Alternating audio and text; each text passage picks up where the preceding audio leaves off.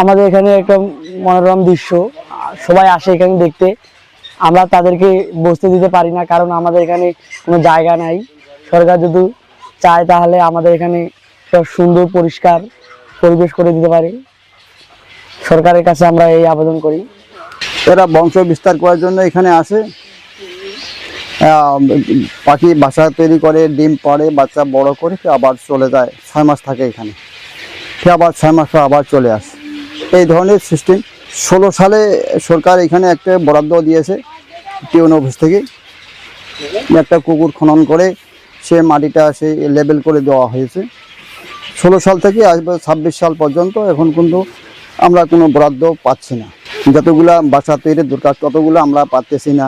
সরকার যদি এখানে সহযোগিতা করে তাহলে মনে হয় ভালো হবে, যে আবারও গাছ লাগা যায় বা পুকুর আরও খনন করে ওদেরকে খাওয়ার জন্য ব্যবস্থা করা যায়। এইগুলা হলে তাহলে সরকার একটু লক্ষ্য দিলে আমরা হয়তো আরও উদ্যোগ নিব।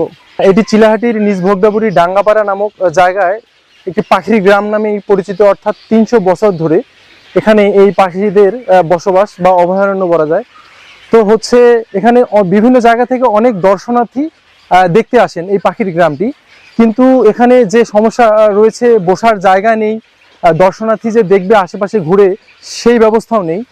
আমি সরকারের দিকে একটু দৃষ্টিগোচর করব যে এখানে যদি একটু সরকারের দৃষ্টিগোচর করা হয় এবং আশেপাশে বসার জায়গা থেকে বিভিন্ন রকম ইয়ে করে সরকার যদি ব্যবস্থা নেয়, তাহলে হয়তোবা এটি আরও দর্শনার্থীর সংখ্যা বাড়বে এবং একটি সুন্দর পাখির গ্রাম যে নাম, সেই পাখির গ্রামে পূর্ণতা পাবে। আমি এটা আশা করি আর কি।